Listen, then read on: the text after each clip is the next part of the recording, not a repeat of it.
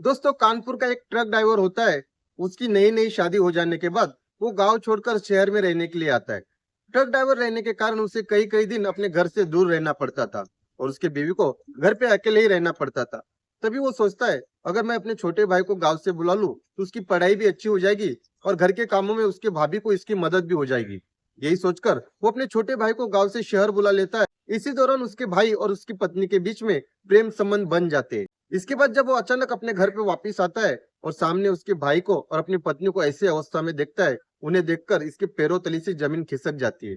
उसके बाद इन तीनों में काफी झगड़ा हो जाता है। उसके बाद उसका भाई और उसकी पत्नी मिलकर इसके साथ ऐसा कुछ करते हैं। दोस्तों, इसे सुनकर आप भी हैरान हो जाओगे, आपके पैरों तले से भी जमीन खिसक जाएगी।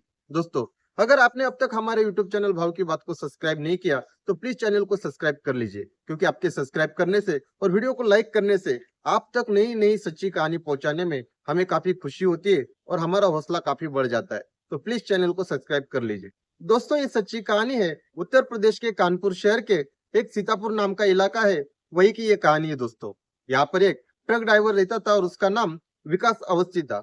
विकास की 2 साल पहले ही शादी हुई थी और विकास अपने बीवी के साथ उसी शहर में रहता था।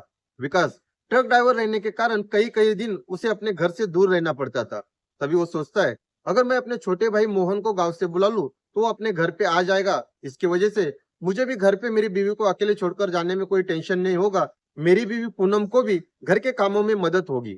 यही सोचकर विकास का भाई मोहन को अपने घर पे बुला लेता है। उसके बाद उसका किसी अच्छी कॉलेज में एडमिशन भी करा देता है। उसके बाद अब तीनों उस घर में बड़ी खुशी से रह रहे थे, कोई तकलीफ नहीं थी। तभी एक दिन विकास को एक बहुत ही अच्छा भाड़ा मिलता है और वो अपने घर पे बता के जाता है कि मुझे आने में शायद 15 से 20 दिन लग जाएंगे, हो सकता है उससे ज्यादा भी टाइम लग सकता है। अगर कुछ भी तकलीफ हो तो मुझे फोन कर देना। और तभी अपने भाई मोहन को बोलता है कि अपनी भाभी का ख्याल रखना, कुछ भी तकलीफ रहेगा तो तुम संभाल लेना। उसके बाद ऐसा बोल के विकास वहां से चले जाता है। विकास को 15 से 20 दिन हो जाते हैं, लेकिन विकास अभी भी बोलता है मुझे कम से कम वापिस आने में कम से कम 1 से 1.5 महीना और लग सकता है। उसके बाद यहाँ पर विकास का भाई मोहन और उसकी पत्नी पूनम ही रहते हैं। ऐसे में जब घर पे पूनम और मोहन दोनों ही थे, दोनों ही पूरा दिन बातचीत करते रहते थे और यही बातचीत उन दोनों में इतनी नजदीकियां लाती है कि ये दोनों आपस में ही प्यार करने लगते हैं। उन दोनों के बीच में फिर शारीरिक संबंध भी बन जाता है। अब घर पे इन दोनों के सिवा कोई नहीं था, इसके लिए उनको रोकने टोकने वाला भी कोई नहीं था और जैसे उनको आजादी ही मिली हो। अब पूनम विकास को छोड़कर मोहन से प्यार करने लगी थी और पूनम यहाँ तक भी सोच रही थी कि मैं मोहन से डिवोर्स लेके मैं तुमसे शादी कर लूंगी, तुम भी अपने भाई को छोड़कर मेरे साथ ही रहना। ऐसे ही एक दिन विकास अचानक अपने घर आ जाता है और जब वो घर पे पहुंचता है तो देखता है उसका भाई और उसकी बीवी शारीरिक संबंध बना रहे थे।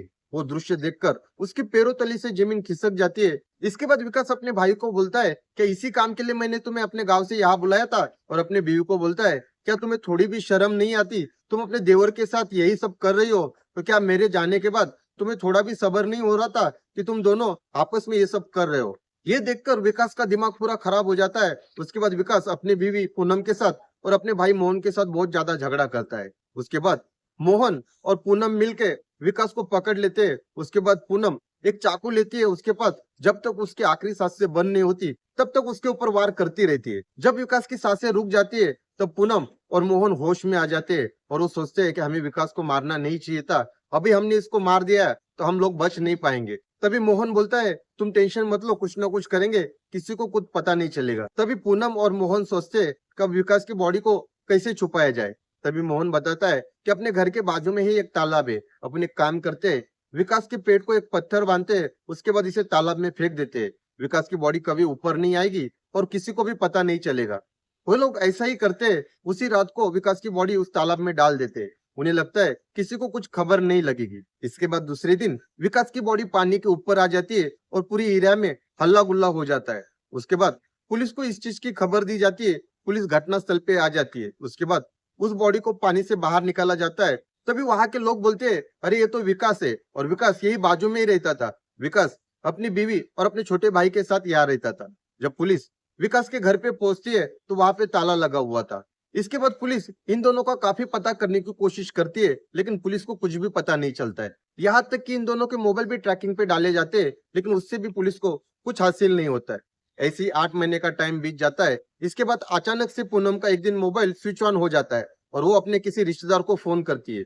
इसी बीच पुलिस को इस चीज की खबर लग जाती है और पुलिस को पूनम का लोकेशन मिल जाता है और वहां से पूनम और उसका देवर मोहन को पुलिस गिरफ्तार करके लेके आती है। इसके बाद जब पुलिस मोहन और पूनम से सख्ती से पूछताछ करती है तब मोहन बताता है कि एक दिन अचानक मेरा भाई विकास घर पे आ जाता है और हमें रंगे हाथ पकड़ लेता है।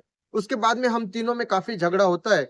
उसी बीच मेरी भाभी पूनम विकास को चाकू मारकर उसकी हत्या कर देती है। उसके बाद हम उसकी डेड बॉडी को किसी को पता नहीं चले इसके लिए तालाब में फेंक देते हैं और दूसरे दिन जब ये खबर लोगों तक पहुंचती है तो हम लोग वहां से फरार होके बागेश्वर धाम पहुंचते और वहां पे आश्रम में सेवादारी का काम चालू करते। अब पूनम और मोहन के ऊपर कलम 302 के अंतर्गत हत्या का मामला दर्ज हो जाता है और वो अभी अपने कर्मों की सजा काट रहे हैं।